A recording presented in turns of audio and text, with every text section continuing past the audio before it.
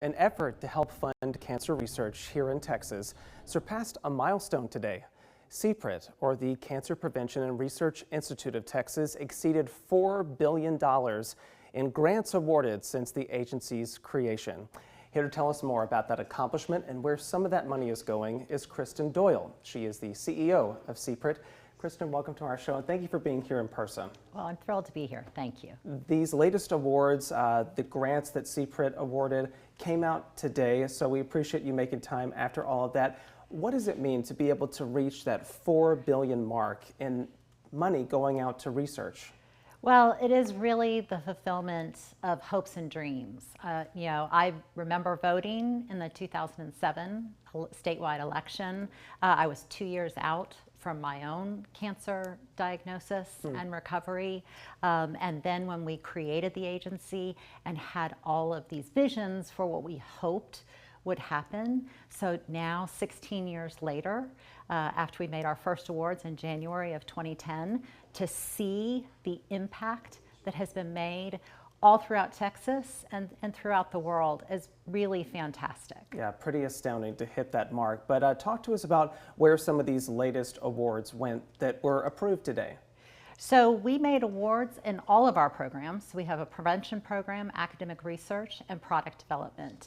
And so we really are touching every part of the state. Right. In terms of Austin, we had an award, a recruitment award. This has been, a really amazing tool that CPRIT has helped universities all throughout Texas be able to bring some of the best and brightest to Texas to work with our homegrown talent here. So at UT Austin, the Center for Computational Biology was able to recruit a rising star, Dr. Zhen Zi, who is coming to Texas and will really elevate that program. So that was a $3 million award that will play out over 5 years, and we'll see lots of great things out of that. Pretty significant amount there. Yes, and then we had a company award, Exo Discovery, that's in Cedar Park. It's a $4 million award, and they are doing liquid biopsy for non-small cell lung cancer.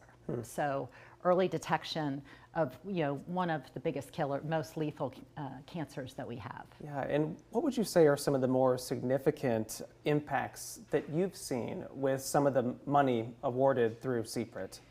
So I'll start with real direct impact, and that's through our prevention program. So at this point now, we have funded more than 11 million services, and a huge percentage of that is in our screenings, so cancer screenings.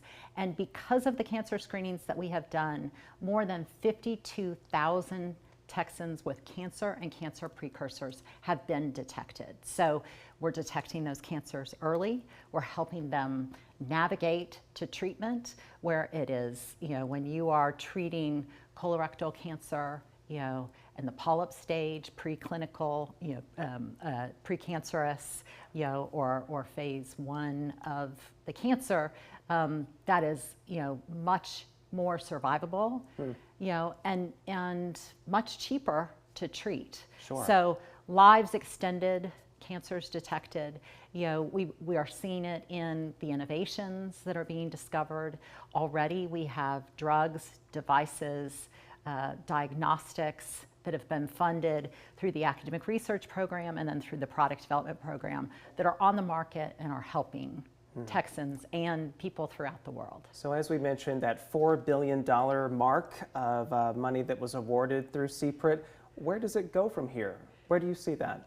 So we are funded up to $6 billion in terms of cancer research and prevention that we can do. So we have several years ahead of us in terms of more awards that we will be making and announcing. Obviously the fight's not over yet. There's so much more work to do in terms of innovation, and also, how can we detect these cancers earlier? How can we help people survive longer? And that's an issue also that we're looking at closely, early onset cancer. We're seeing that on the rise. We're also being able to treat many more children successfully with cancer.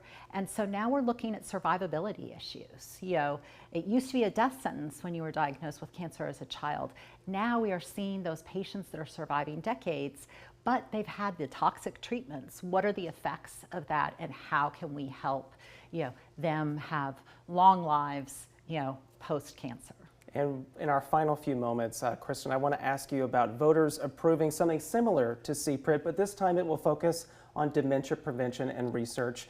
What are your thoughts about DPRIT getting off the ground potentially pretty soon here in Texas? Well, I've got to say, I am so proud of Texas, of our Texas legislature, and of Texas voters who both approved DPRIT, just like CPRIT, and just like cancer. Dementia is something that touches so many Texans and Texas families. So for Texas to take on this huge healthcare issue, just like cancer, we are really leading the way, far and away in terms of all of the states, but even on an international stage, certainly from the cancer research side, we are one of the top 10 public funders of cancer research in the world, and I expect the same in terms of dementia. Well, so many things to look out for the future, but for now, Kristen Doyle with CPRIT, she's the CEO of that organization. Thank you again for joining us here this afternoon. Thank you very much.